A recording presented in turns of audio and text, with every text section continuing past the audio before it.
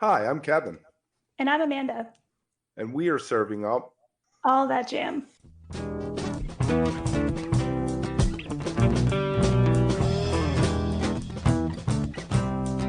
All That Jam, Quick Hit. Getting to know Nathan Womack. And why don't we talk a little bit about what's going on with the label? You know, artists that might have some stuff Yeah, coming out recently did. That would be awesome. yeah. So the first one is like I guess the most let's see, the most important thing. I'm like totally off track now. I was like on a crazy a crazy tangent of whatever I was talking about. Um, but yeah, right now we're focused on the last installment of our Funkways series with Joel Ricci, who's sometimes known as Lucky Brown. And it was a Funkways was a series of 45s that we collaborated with Joel on. Joel's my good friend and a really awesome, talented magician of sorts. And yeah, we're at the last 45. So we did four exclusive 45s with him, songs that you can't find anywhere else. And it was curated by myself and sort of conjured up by Joel. When I first met him, the label wasn't putting out any 45s, and but I knew I would eventually. But we wanted it to be the right fit, and Funkways was absolutely the right fit. So that's on pre-order now. It'll be shipping in a few weeks, and then the next thing is the repress of the most successful album we've put out yet from the Tel Aviv, Israel-based psychedelic band Vu Vu Vu, and their record sold out in a few months last year. So we repressed it on black vinyl, and that'll be shipping in a few weeks as well. So those are the two releases that are top of mind right now that are the most important to us. Oh, that's cool. Yeah, I'm thinking back. I think it was Funkways was how I first found out about the yeah, label. yeah. That's Because I actually hear that a lot. Actually, yeah. yeah. Yeah, definitely. The first one we put out, it was kind of a lightning in the bottle moment because the first Mhm. 45 that we did was 2020 or Mhm. 2021. It was right at the height of everyone is staying at home Mhm. collectively for the first time ever, and it is true what everyone says about vinyl. It's people were at home, so they just they were using their money to buy records so they could listen to more Mhm. records, and that just hit at the perfect moment. And that is how a whole huge new audience found out about us, and it kind of accidentally turned us into being known for a funk label, which we're totally not. But it's okay if people want to know us as that, then that's great. That means that we're doing a good job. So yeah, I'm not surprised that was your introduction to us. Yeah. Well, no, that's so interesting too, though, because that first one was definitely like the deep funk kind of Yeah. stuff. And because Joel, I know Yes. he, I don't know if he has that direct connection to like Kev Darge, but it kind of fell into Oh my that God, whole I kind of love Kev. category. Yeah, I love Me Kev too. Darge. Oh, you know what? Oh my God. He said he would do this show. I'm like, seriously? Oh, So I'm trying to get oh him. my God. Yeah, I was on a You know. I was on a show with him in tandem where I was kind of like in a group of it was maybe like two or three other people, and it was just he's one of my heroes. So it Yeah. was so awesome. Um, yeah, he's a cool cat. He's incredible. Yeah, I Yes. don't know if they know each other, but yeah, I could certainly see how they would be connected in some way musically for sure. Even though Yeah. um, Some yeah, algorithm they run in different figured circles, it but out. yeah, for sure. Yeah, Oh, cool. All right. Well, that's fun to like hear that kind of history. yeah.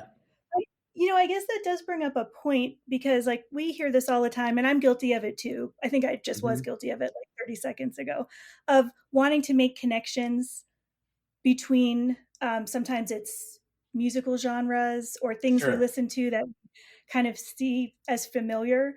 Yeah, yeah, It would be tough, I would think, or a challenge to bring music to people that's either new or might not sound exactly like what they're used to. I mean, I think about this a lot. yes, yes, People tend to stick with what they know and what feels yep. familiar, which makes sense. Is that, yeah, does that kind of factor into what you do? Yes, yes, totally. Because the first record we released was an instrumental hip hop record.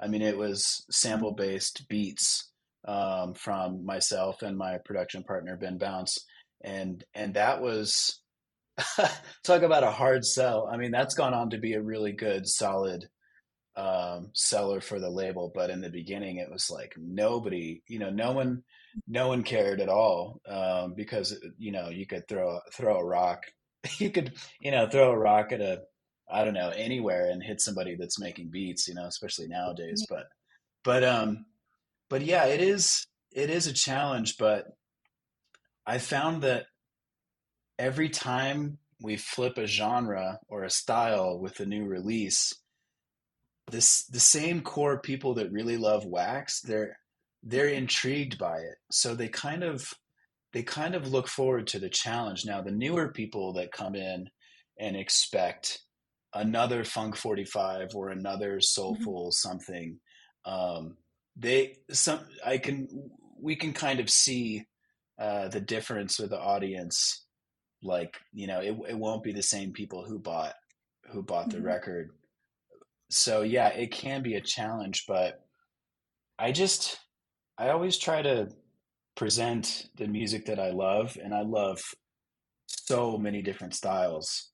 So I Mhm. always kind of thought like, well, this one might be a challenge to a lot of people that really loved the last record that was, you know, completely different. I mean, I think the biggest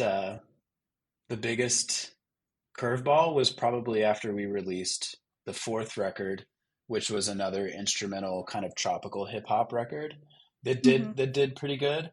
But then the record that came right after that, record number five, was like punk funk post like post punk kind of new wave with Mhm. with vocals. So it was completely different. Um, but I loved that record, Yeah. and that was the record by Select Level. And then I mean after that it was another huge left turn. It Mhm. was an instrumental reggae record from Resin Tooth. So it was Mhm. kind of like to do three completely different genres right in a row. It's just something that I actually kind of love it because you never really know what the next record's going to be, and we've gotten that feedback that people appreciate that it's Yeah. that it's always different.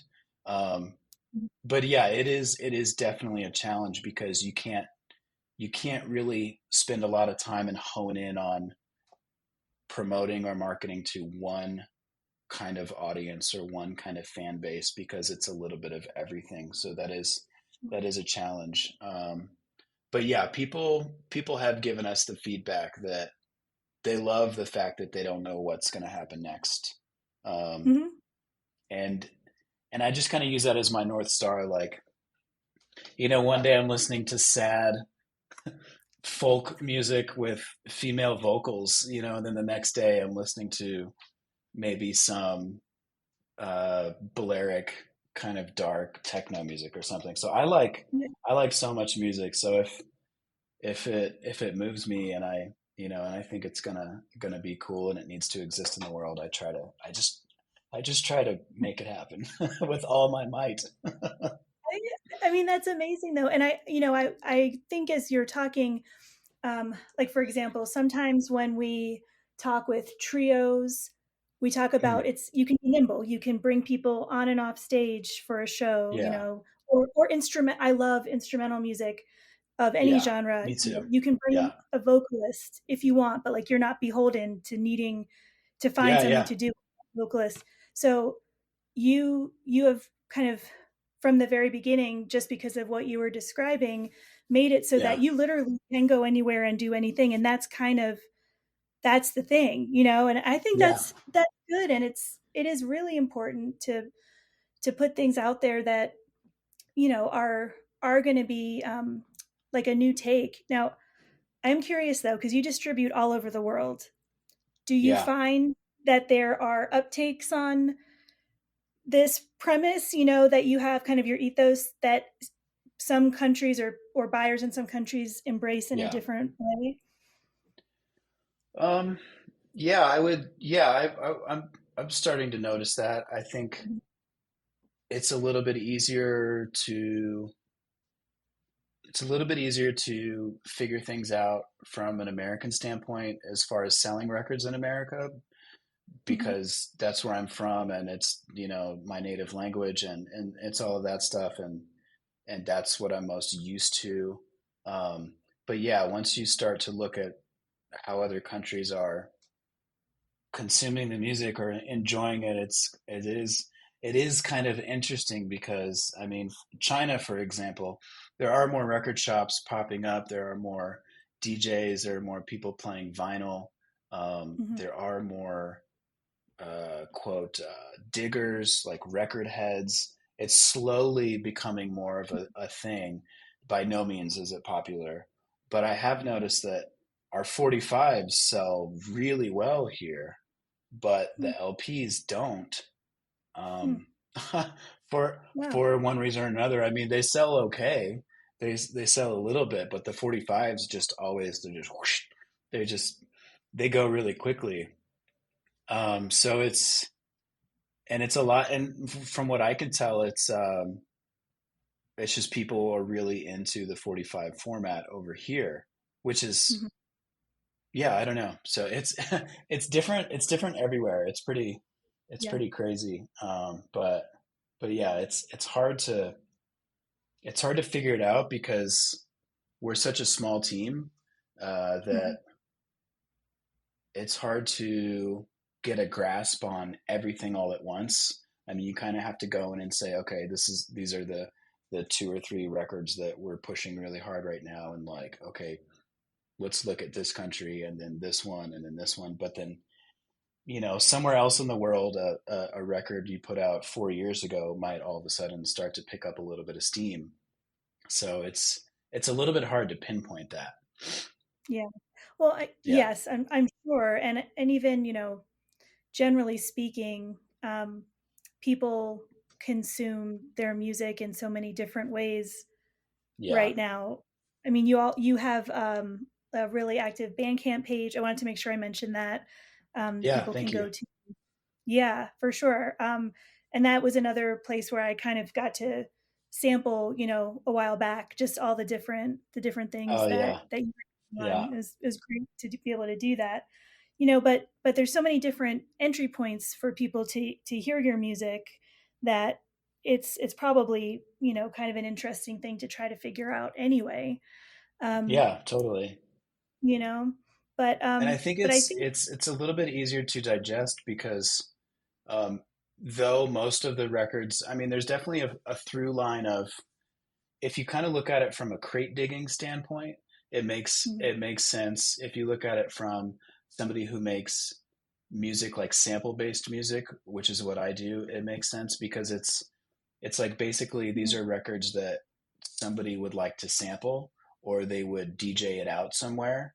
Um, so it is very eclectic, but I think the fact that we only do a few records per year Mhm. gives each record enough time to kind of get out there a little bit more. So it's not just this insane Yeah. onslaught of 10 releases every Right. year, 20 releases. So it's because sometimes I feel like that. Like I grew up kind of obsessed with record labels and just obsessed with different brands that I liked in general, and I like to feel the scope or the arc or the story of how all of this came to be. And that's kind of what I Mhm. want to get across with just doing a few per year so that and also to Yeah. keep the quality up.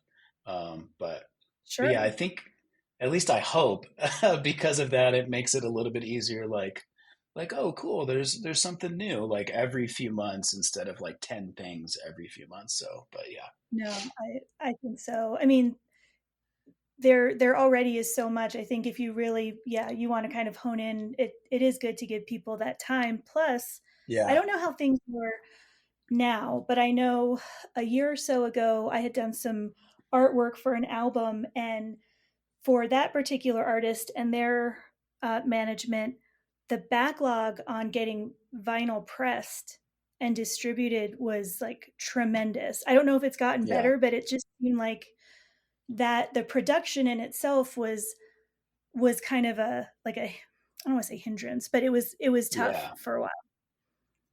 yeah. Did you It was guys? crazy. It Okay. was super crazy, but um, it's gotten a lot better.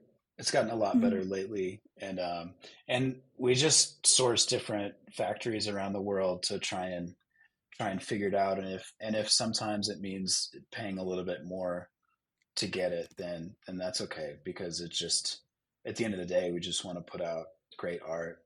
Mhm. So now it's like, it's really good. There's almost no waiting time for us. So I mean, it's Okay. in a matter of weeks now, which is incredible compared to what it was a few Yeah. years ago. So yeah, as far as that's concerned, we're doing really good, and there haven't been many times where it's been like, oh my god, people have to wait 6 months. Like Mhm. it's never happened. It's maybe, if something needs to get changed or a test press goes back Mhm. and we need to wait another few weeks. That's the worst it's been, actually. So we've been really lucky with that. Oh, cool. So are you DJing out there? Because I know you had, fresh produce and all that. Like, have you brought it to where you are now?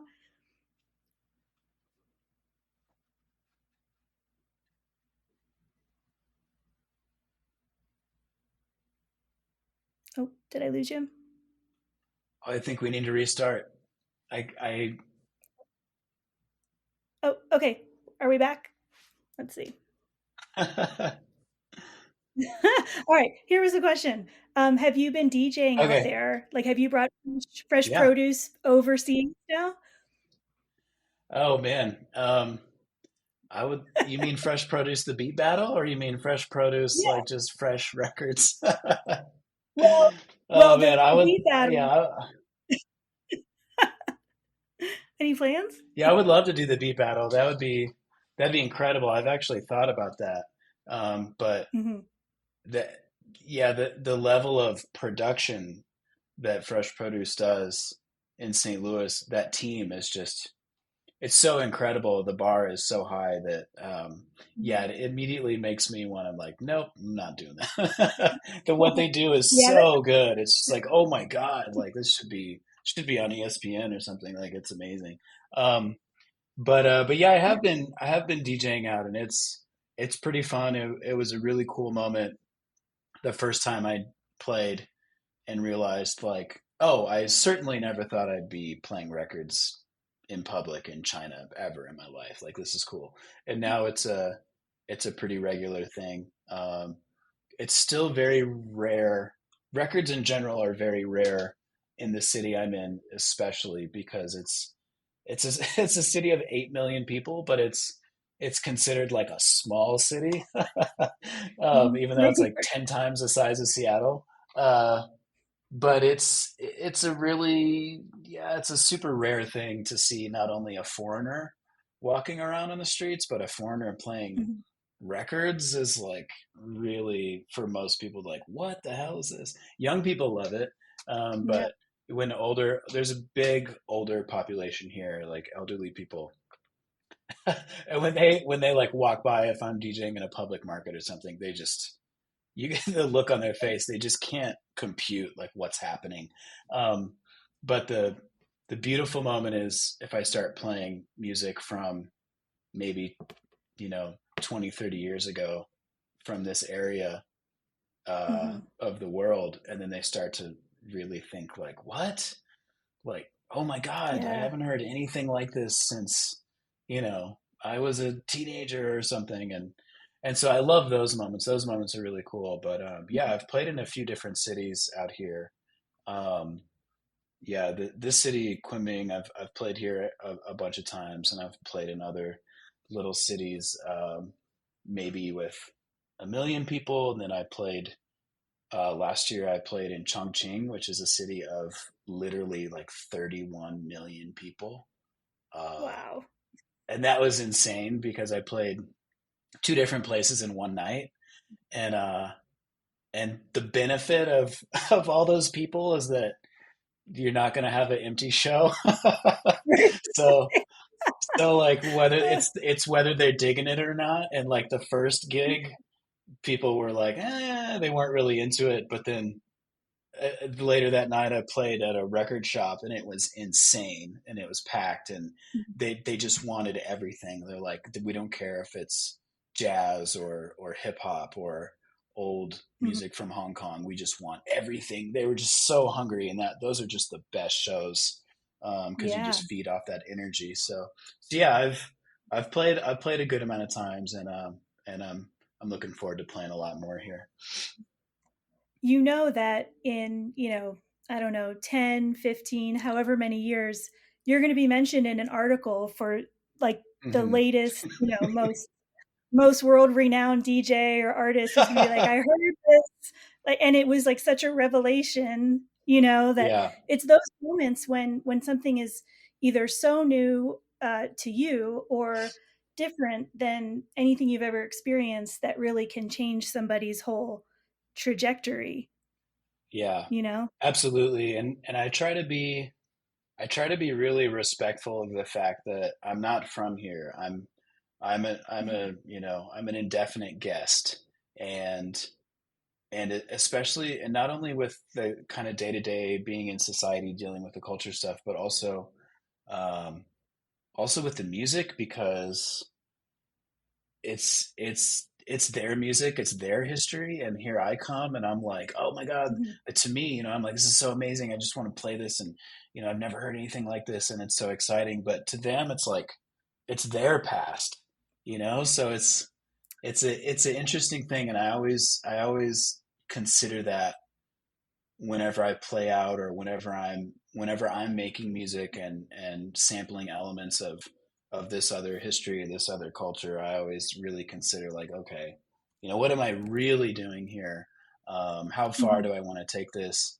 A big moment for me was the first time I went to Thailand, and I Mhm. and I went into a record shop, and I had the super green, like, touristy, oh my God, I'm in a record shop in Thailand, this is amazing. And then it was all American, like, hair rock, like like Oh, all the yeah. records were, Yeah. and there was all this other stuff like Journey, and I was like, I don't what where's the Thai music? And then I kind of realized, the simplest thing, which is, oh, Mhm. they already know all of that. They want different stuff. So of course they want Mhm. records from other countries. It's what I'm looking for too.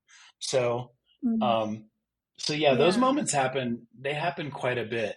And one thing that's been really exciting also is playing music that's kind of considered oldies for the people Mhm. here, because they'll hear Mandarin or they'll hear Cantonese in this kind of like pop bubblegum sort of playful way. But if it has a funky beat or a nice groove to it, all of a sudden the Mhm. DJs, I'll see them in the room and they're kind of, oh, interesting, and they're like, wow, what's that? And they look at the jacket, and then I'll see them later on Instagram or something, and they're like getting back into that old school music from their past, Okay. which is really crazy to me. It's like, okay, cool, like that's my job, that's my thing. Yeah. That's what I love to Yeah. do, is to find this stuff and share it in one way or another with people, whoever it is. So Sure.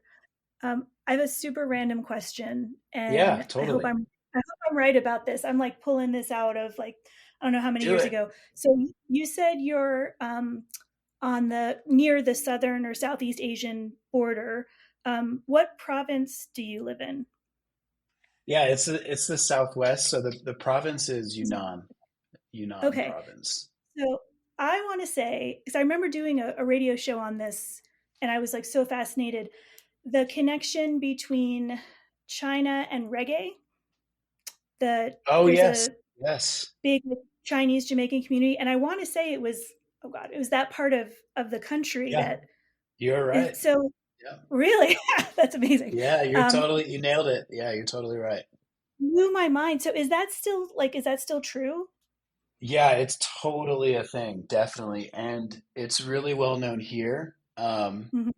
It's kind of it's one of those things where it's like it's everywhere. Like you could go into a bar here, whether it's an expat owned bar or a local bar, and those elements are around. Like you're hearing it in the speakers, you're seeing it on the stage, and it is definitely a part of the musical tapestry down here. There's a lot of ethnic minorities in this area. In fact, it's the most diverse area of the whole country, and Mhm. there's these pockets of different ethnicities out in the villages, out in the mountains.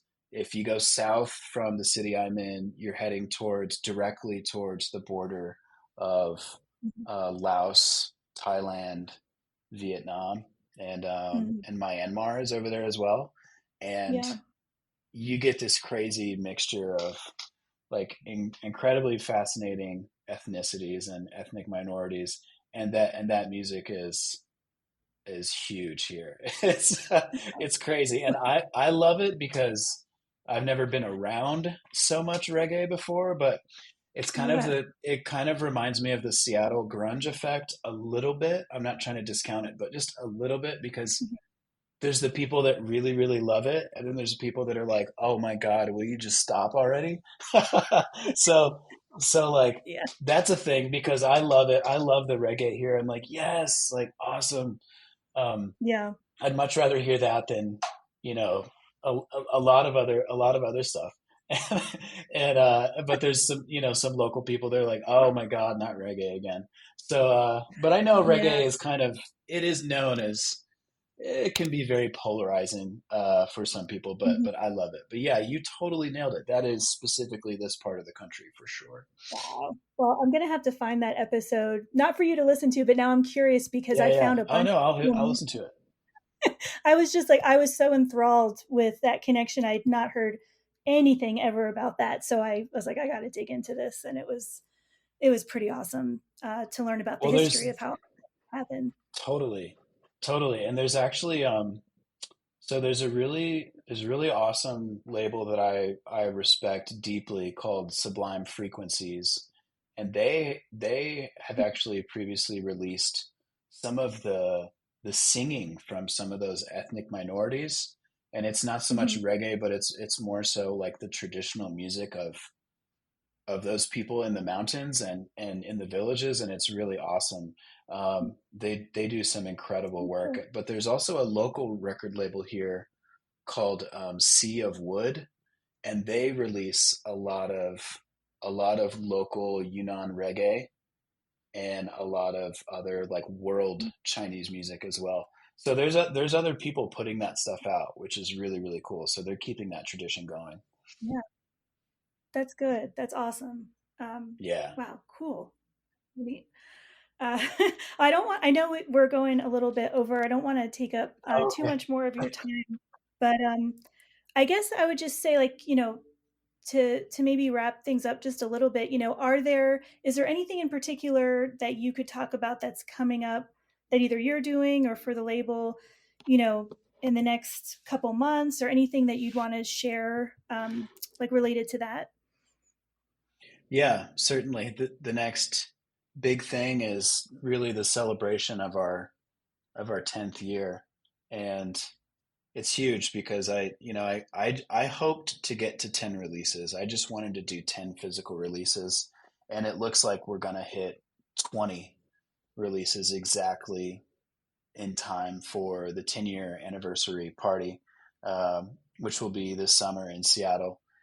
And so that's the big thing that we're planning right now, in addition to promoting the pre-order of Funkways Series 4 Hmm. and the repress of the Voo Voo Voo record. But coming up after that will be Afrocop. And Afrocop is a Seattle psychedelic jazz trio. Hmm. And it's all Hmm. instrumental, and it's really, really incredible stuff. We've been working on this record for a long time.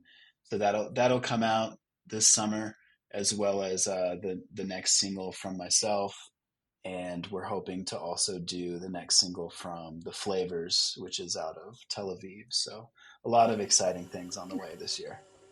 If you are enjoying All That Jam, please like and subscribe to our social media channels at All That Jam Pod on Twitter, Instagram, and Facebook, or visit our website, allthatjampod.com. Make sure to sign up for our email list and tune in every week for new episodes.